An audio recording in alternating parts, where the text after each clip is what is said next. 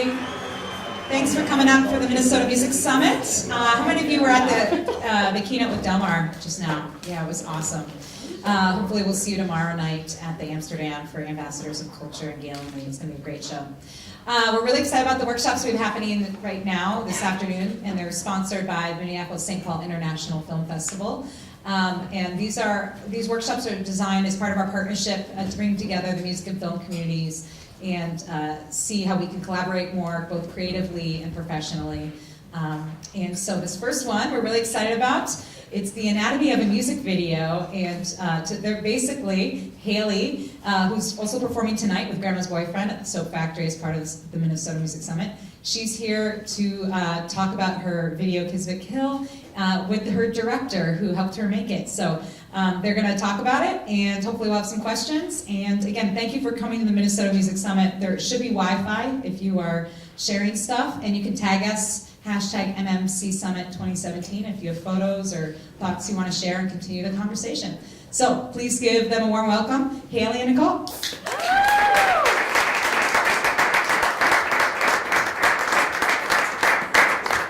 Hello. Good afternoon, students, people. Oh, Haley, you're better at adjusting mics than me. Okay, there we go. I don't usually have to do this. All right. So we were just standing over there trying to come up with a game plan. Nicole and I haven't actually really talked about the music video since last summer, right? Or was it in like August? I think it was in like April. Yeah, it was a while ago. Yeah. So we thought that it would be most helpful to just kind of talk about, how we came together to create the video, what that process kind of looks like, and then we'll show you the video, and then take questions. So I'll let you start with how we got connected. I believe it was a Facebook message. Yeah, it was actually. Well, so I got an opportunity from IFP Minnesota, who it's the Independent Filmmaker Project, if you know what that is, and they asked me if I would make a music video for an artist to be featured on their episode of TV Takeover on TPT. And so the episode featured female filmmakers, and so I wanted to feature a female artist. So and I've always liked Haley's music, so I took a chance and we sent her a message and she replied. And that's how that started. Amazing. Yeah, it was kismet in a way, because she just had an album coming out. Mm-hmm. So it was super lucky. And we met and started the process from there. Mm-hmm. Yeah, I wasn't familiar with Nicole's work, so, and like she said, I just finished recording my album, and I believe it was, just being mastered during that point, so I was kind of looking for videographers that would make videos for, really not a big budget at all, which is sadly the case for most people. So Nicole came to me and she was like, hey, I have a grant. Like, this is not going to cost very much money at all. It was sort of a miracle. So I checked out her work online and I really liked it. It was very weird. She has some videos with dolls. They're like creepy, so but I love that. So I was like, yeah, we can work together. So that going off of what I had seen of her work, I was inspired by that a little bit, and so we met at a coffee shop and just kind of brainstormed some ideas. And I was saying to her, I wish that I would have brought my notes from our first meeting, because they were like, just pregnant doll goes crazy, cuts off all her hair, wanders down the street, like whatever. I mean, it started as, let's do this as stop motion animation kind of thing. Well, and we didn't even have there wasn't a song necessarily that I was doing at that time. We were having this initial meeting, kind of feeling each other out and talking about like aesthetic things, like you really like John Waters, and I think maybe we talked about David Lynch and some kind of just stranger kind of filmmaking that we both appreciate, that kind of has a sense of humor, but that's dark and a little weird. So the dolls were a part of it, but there was also, I think we also talked a bit about, maybe there's, for one song, we were kind of conceptually talking about songs. For one song, you were telling me, what that song meant to you and like why you wrote it. Mm-hmm. And then we just kind of started shooting ideas off of that. Like maybe it's about a woman in a kitchen who's breaking dishes, or maybe there's another woman who,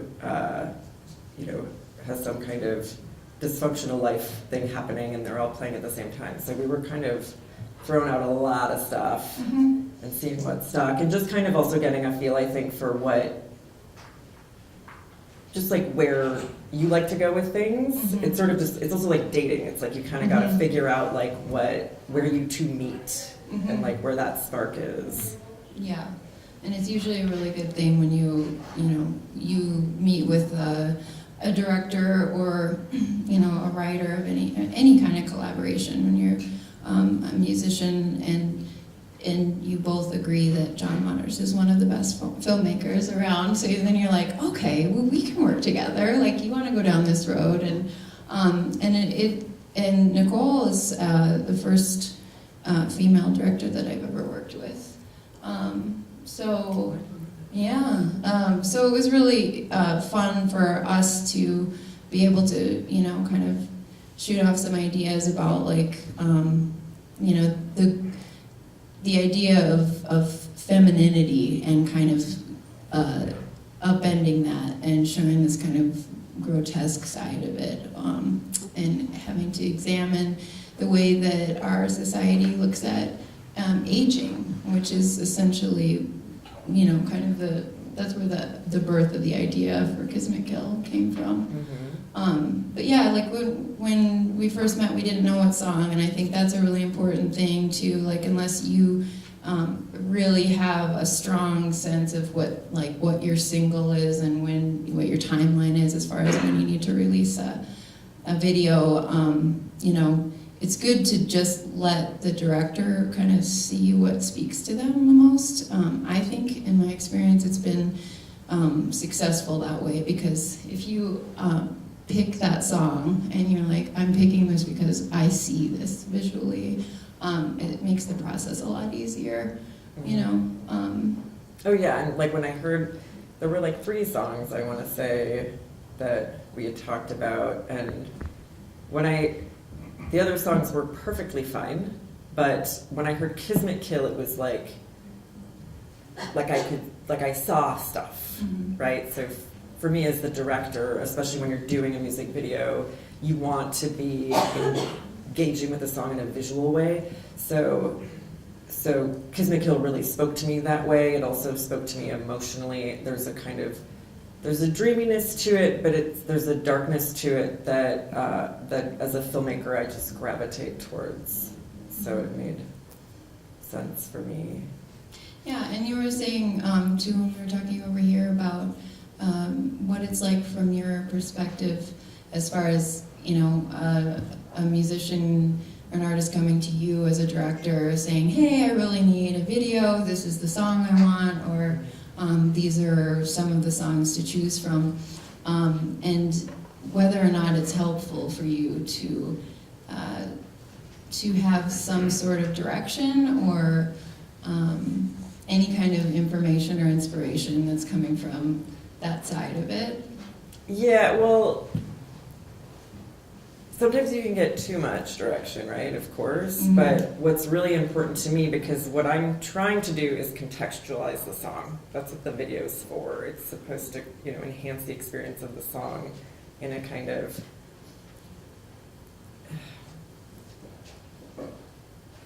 it's giving it context so that you can feel the song with the video, or that's at least how I approach it. So what's really important to me is to know where the song is coming from for you, It doesn't necessarily have to be, well, I wrote this, when I was, I just broke up with somebody and blah, blah, blah. But just really sort of a sense of how you want people to experience the song and what it means in that sort of way, which I think we talked about a bit, of this idea of like impossible dreams and, people not getting out of ruts and really being stuck, and like what does that look like in a story or in a video, and trying to capture that. So there's that, like that's ideal for me. I've also had the experience of somebody being like, well, the song doesn't mean anything, it's just for fun, and yeah, just make the video fun, And from my perspective, it's a little tricky because it's really putting me on the spot. It's kind of saying like, well, do whatever you do and hopefully we'll like it, So there's a balance you want to strike, I think, when you're working with a director, because it's a lot of work, and you definitely want the musician to be happy with it at the end. So yeah, that's a good point, because I think that when I first started doing music videos, I didn't do any videos for my first like 4 albums, because mostly because they weren't as important as they are now, and like absolutely necessary. You have to have them. But also, I just didn't want to be. I didn't want to be in any videos, and like the idea of lip syncing one of my own songs was like just made me feel sick. So I was like, I'm not going to do that. But then you kind of learn more about the medium, and it's such an interesting collaboration. It's really cool for you to witness somebody, formulating a story in a 3.5-minute song that's visually maybe something you never would have thought of. And I don't think that it necessarily always has to be like, a direct adaptation of the lyrics or whatever.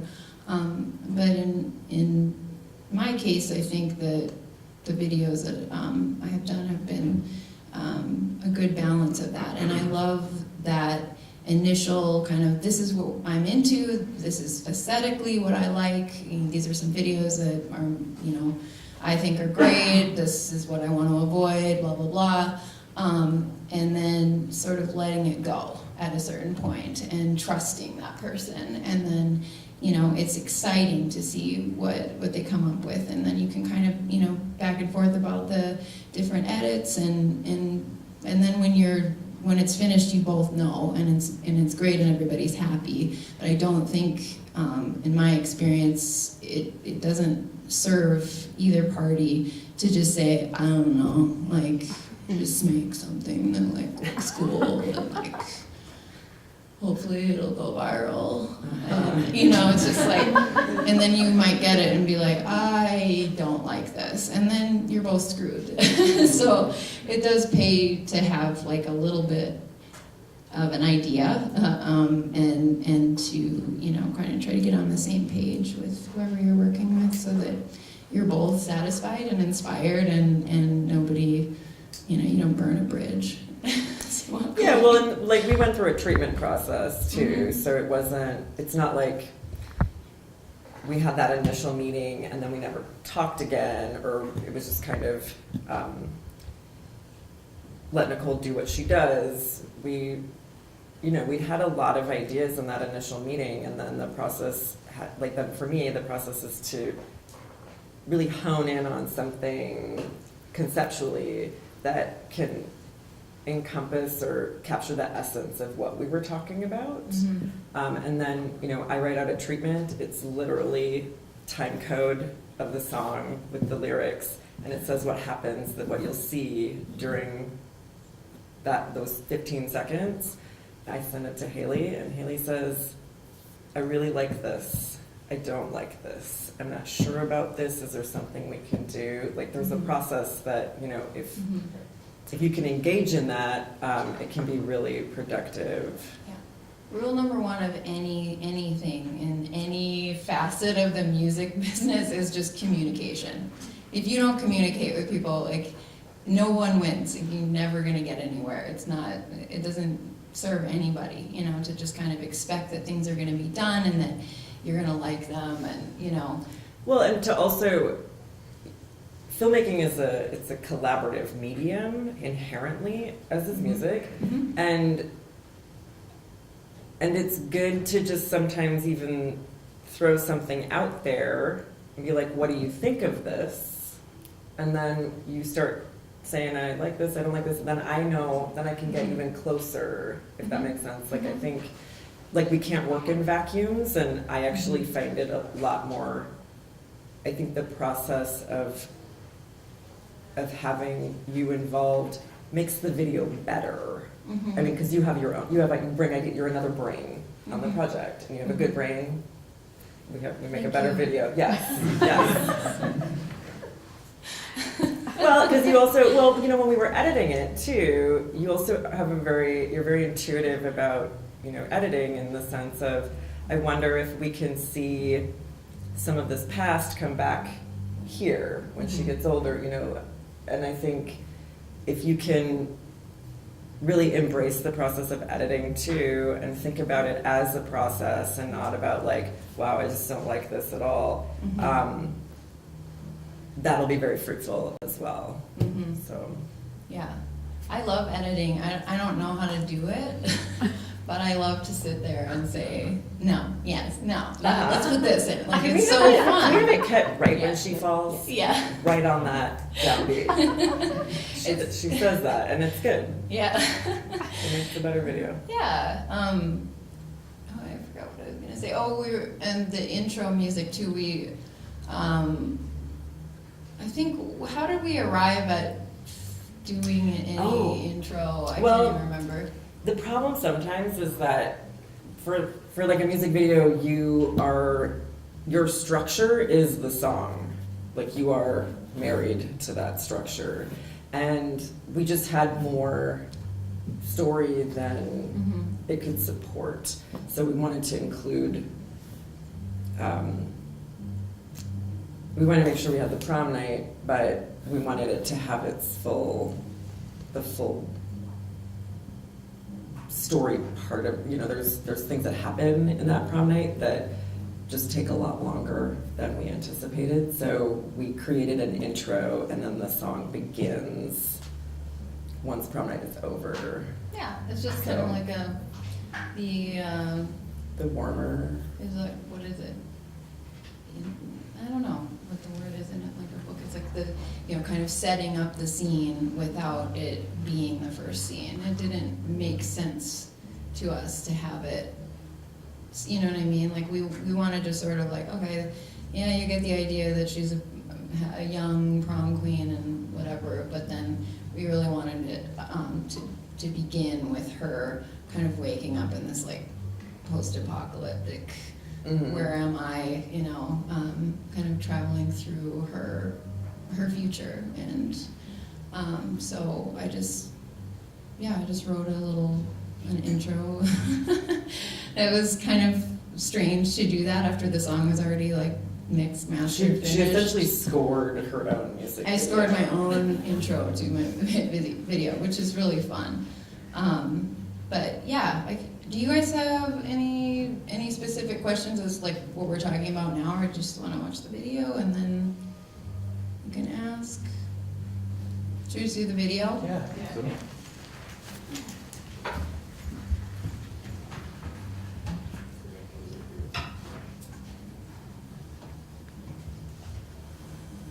Do you want audio? Just kidding.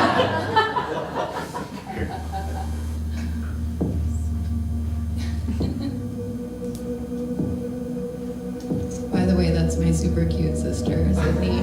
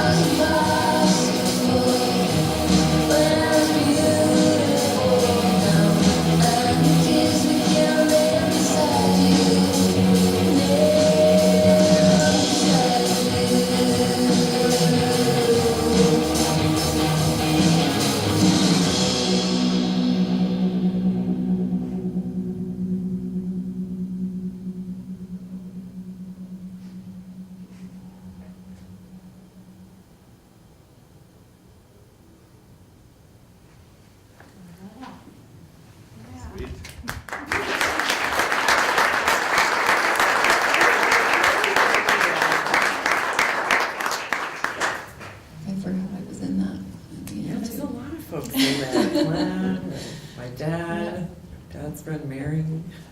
Yeah. Yeah.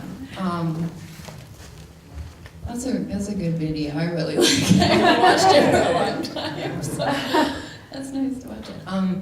Yeah, do you guys have questions? Is Yes. it all filmed here in the Twin Cities? Yes. It was. I was gonna say, is there a timeline that you would recommend to release a video? Like, did you have the album planned for release and then release a video, or did you do it before? Like, for a lead up? I think, yeah, it's good to have at least one or two of the videos, unless you're on like a major label, then you probably need to have all 12 of them ready before your album releases. It's good to have, I don't know, like a couple of weeks before the album release. I think that's what I did with this one. Huge fan, by the way. Thank you. Thanks. Yeah. I was wondering, so as just, you know, a musician that wants to do a video and they're looking for a director to do a video, how does it, when you know, a director maybe is like, this is my career, I need to make money.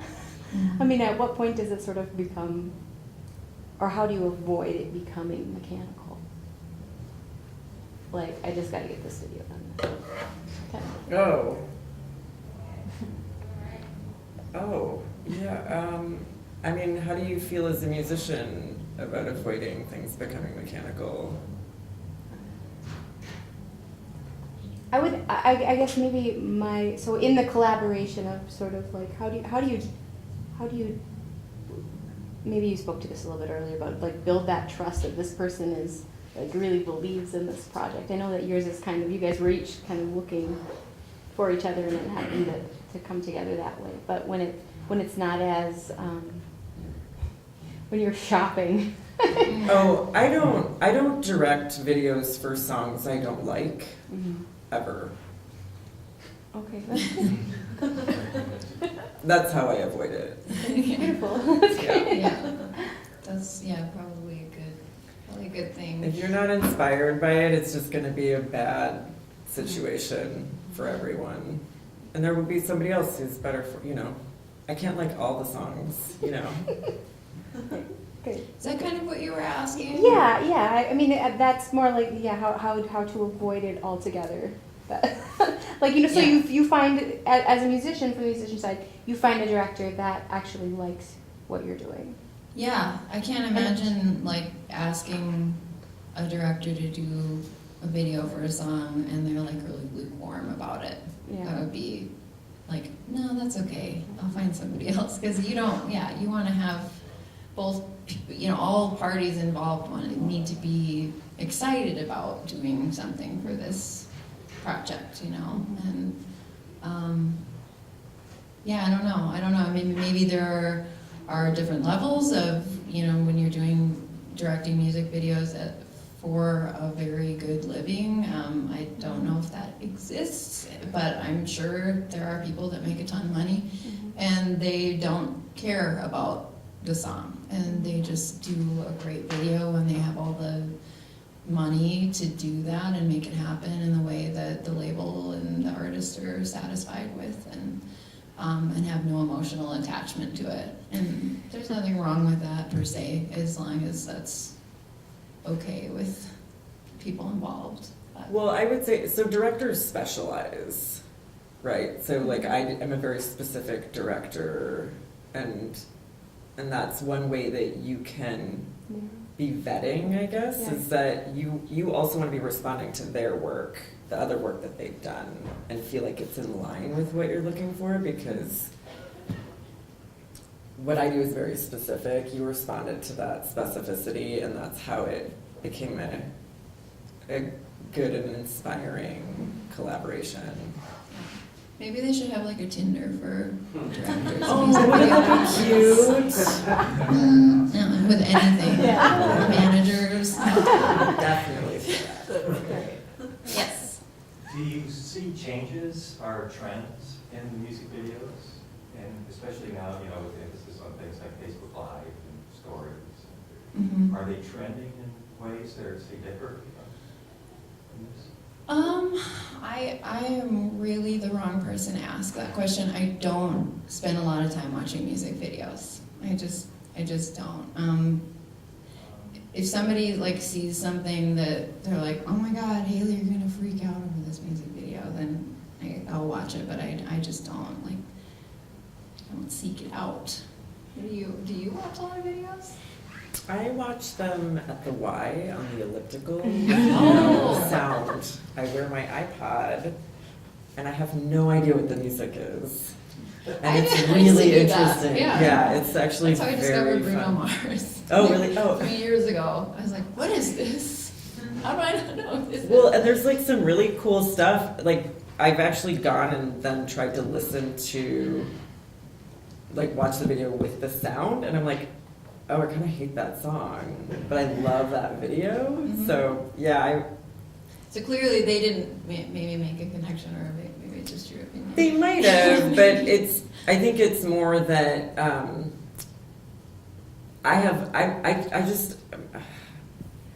I don't like watching movies anymore. Like I'm inundated. You know, when you get inundated with things, like you stop seeking stuff out. But it's a fun experience to see how people are using things visually, even though I would never listen to that music. Does that make Mhm. sense? So like I learn from them, which is fun. Wait, lately, have you noticed any Oh, trends. trends as far as like? There's a lot of like Direction. lighting stuff. You know, since that Beyonce Single Ladies video, I've noticed a lot of like, and these are like expensive videos, like crazy lighting.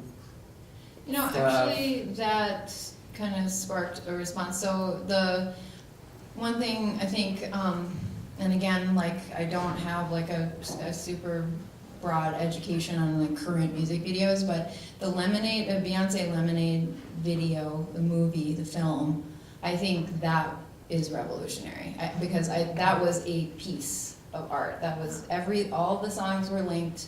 There was a video for every song. There was all this beautiful poetry in between, and I feel like that really changed where the bar was set. So I don't know if you've watched that yet, but you should. It's amazing. It's really beautiful and heavy, and yeah, I was like sobbing by the end of it. I mean, it's just like, and I don't know how many millions of dollars it costs to make, but it's just, yeah, amazing. So I think that, you know, maybe we'll see more of that. If not, you know, there probably is already. It has had an impact on at least pop music videos in the last year since it came out. But, the blue sweatshirt? Yeah. Sort of got to a little bit earlier, but I think some of the people would be interested to know like the timeline from like how long did it take for filming and how long did it take for editing and sort of preparing, thinking about that advance of a release, and how much time did you spend even like there's like a timeline like talking about it before you actually got into filming, and then without, if you don't feel comfortable, it's fine. If you have like a ballpark range to make a video like this, just so that there's like a context for people, like how much would something in this range cost? Like obviously something Beyonce makes like $1 million, but this in like the $10,000 range, $5,000 range. So it's a couple things. Yeah, cost for something like this would be between 10 and 15. Mm-hmm. But we did it We for way called less. My dad was the prom king. Yeah, we used a family and The old one. Yeah, we like secured free We got locations. Sydney, we got Clam, Yeah. which, you know, you can do like you're allowed to do that occasionally, but yeah, realistically, like you get to rent stuff, and because, you know, IFP was calling in favors to like Cinequip and stuff, so they donated to it and that sort of thing, but The timeline. yeah. It was pretty fast. I feel like we met maybe in the spring, or was it like I feel like it might have been February? even like February, January. And then when did we shoot? When we started shooting in It had to be Still cold. March. Yeah, it was like early March because we had to have it done by like April 8th or something for the show, because it was broadcast on Twin Cities Public Television. And I want to say the shoot it took place over 4 days. There's like 300 locations. I don't know if you noticed. There's like 1 million locations, and we had a bunch of background performers, and so it was kind of hectic, but I don't know that we shot for more than, there was one long day that might have been 10 to 12 hours, but the other days were pretty short pickup days, so. And then editing. Editing. It's like a week, maybe. I want to say it was between a week or two. Well, it was probably 3 weeks because there was also the animation.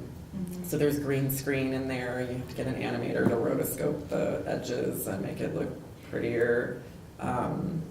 So post, I would say, probably took between 3 weeks to a month.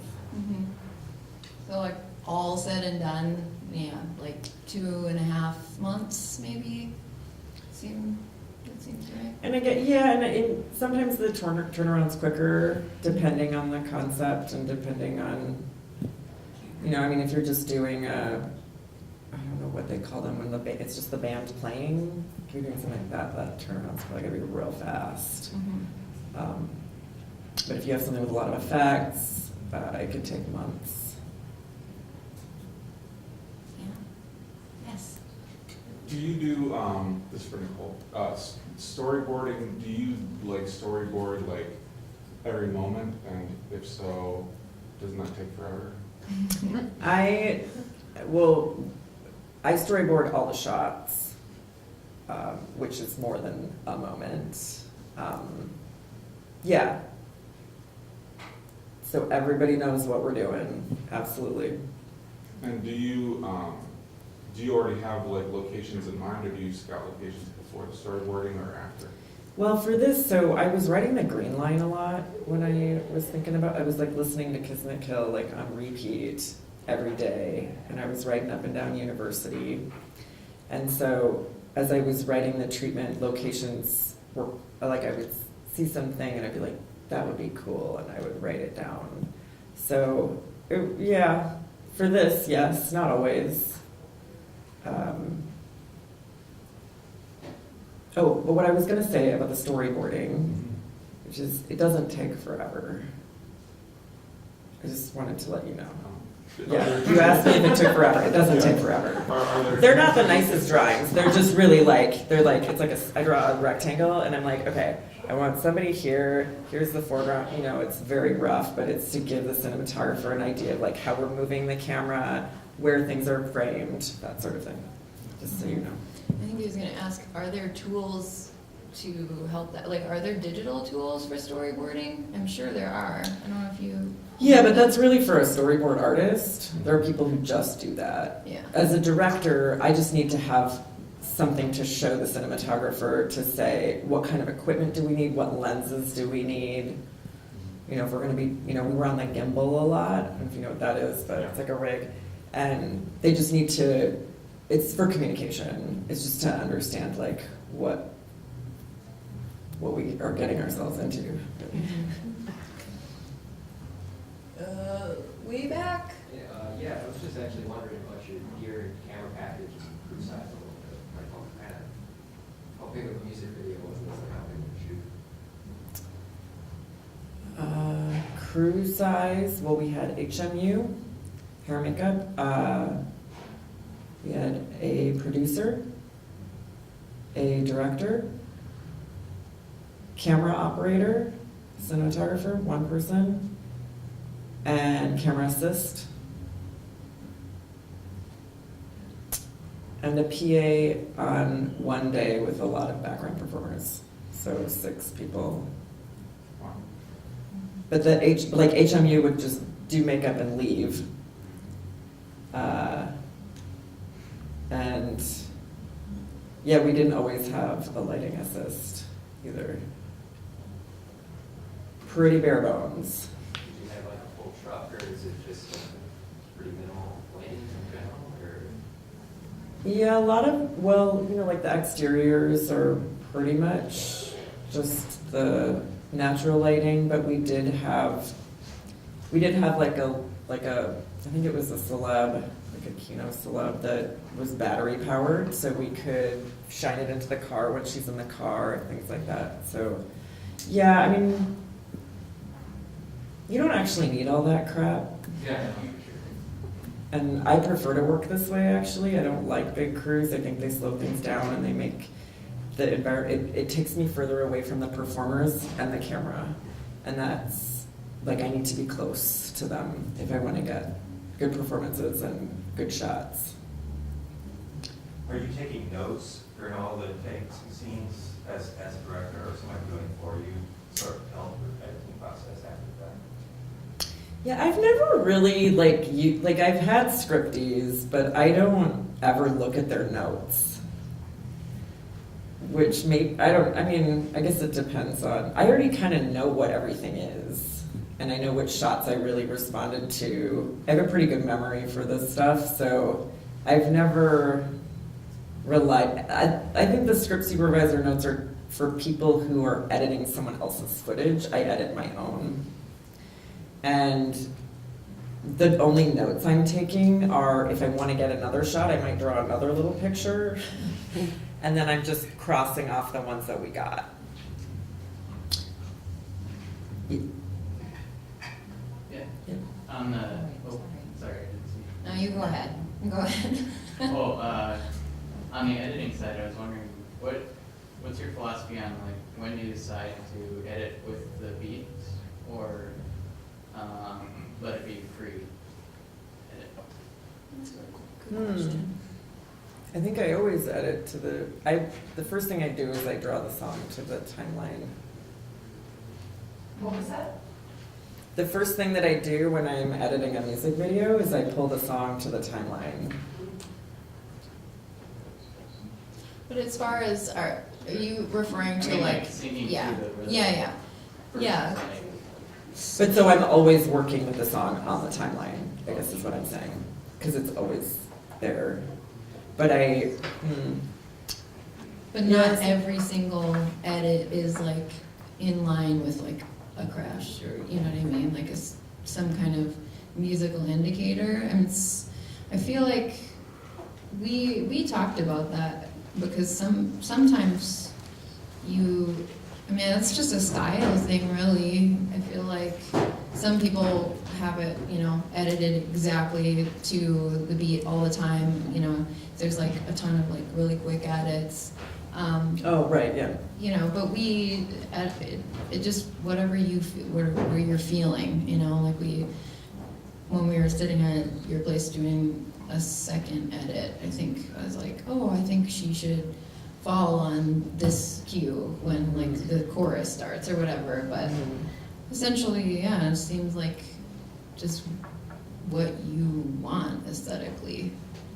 Yeah, because it's not an exact science. I mean, unless you're like Michel Gondry and you have $1 bazillion and like you can literally time it while you're shooting and have like, who's that band? Chibo Mato, like one doing it forward and one doing it backward. Like you have like a big ass crew for that, excuse my French.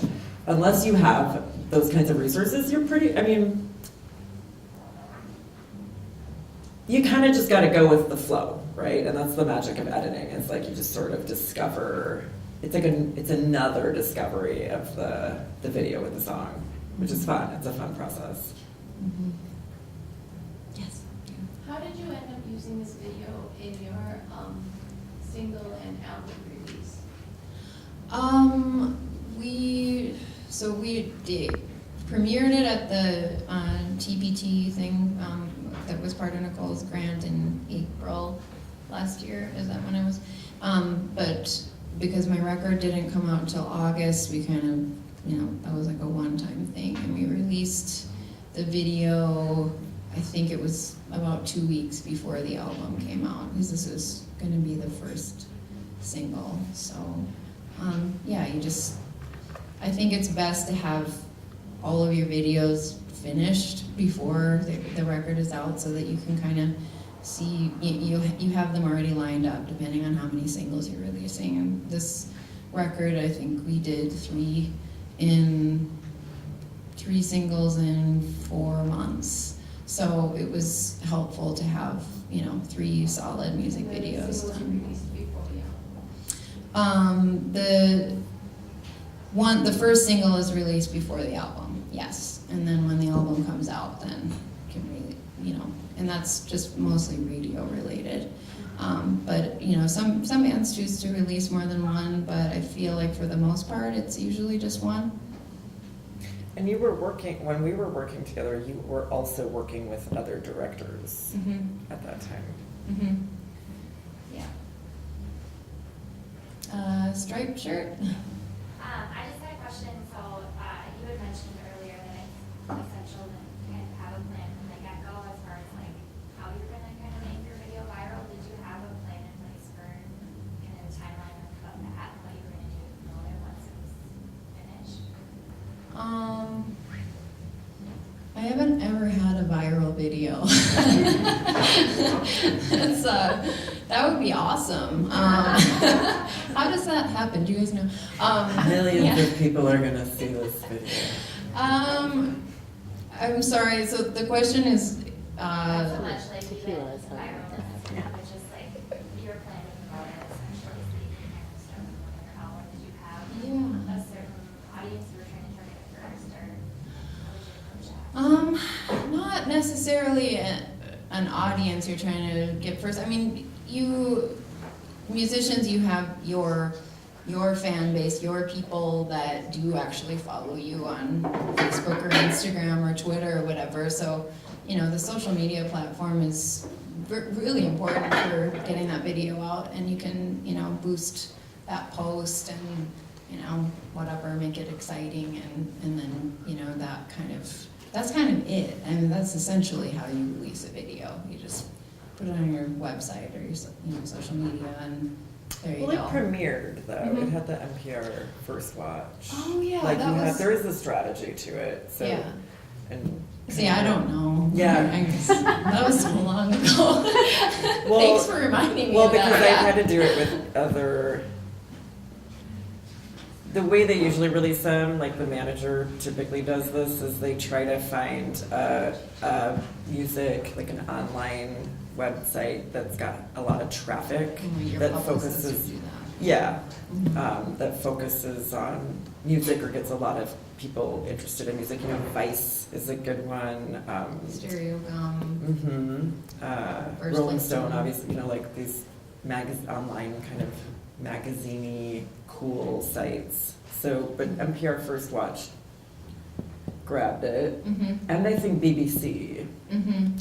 So it was a cool. Yeah, that's kind of publicist related too. If you hire a publicist, they will generally work for 2 or 3 months before the actual release, just getting your record out to everybody, and then once that video is in hand, just kind of shopping that to different premiere sites, and if somebody picks it up, usually it gets picked up again. So then it's just kind of happens that way, but essentially, it's you putting that on your social media. Then if somebody premieres it, you say, "Hey, look at this premiere we got," or "Oh, look, BBC premiered it too," and then yeah. music bloggers pick it up and they embed it on their sites and.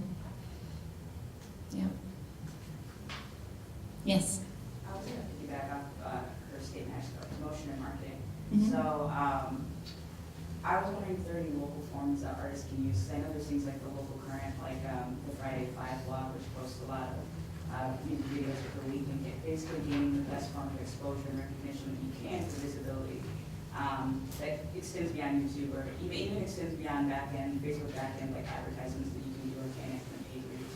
Mhm. I guess going back on like what you just listed as NPR First Watch, but that may not be as accessible to somebody first starting out, or good forms to kind of start promoting and putting your music video on so we can kind of get some traction. Yeah, the local current is that's a great platform for that, and yeah, you can send that to City Pages. I think releases videos I think every week too, online. Do you have any ideas about that? Like, are there any other resources locally that would be a good place to start for somebody releasing their first video or? Yeah, they have the, like, I think City Pages still does the top 10 per week or per month or something. So there's that as an option. And I apologize, I'm just not as integrated in the music world, so I'm more integrated in the film world.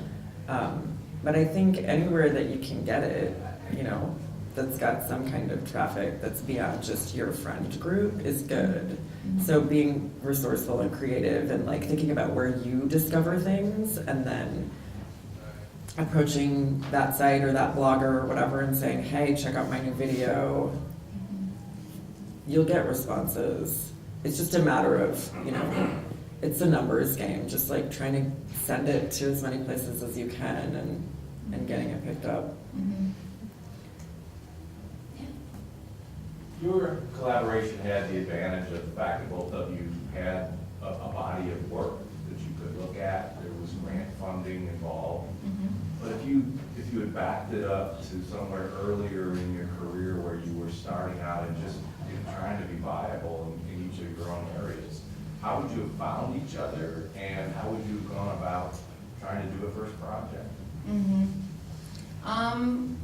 Well, that's true. Everything you said about that is true. We both do, we have a body of work. We are experienced in, you know, both of our mediums and with the collaboration process and how that works. But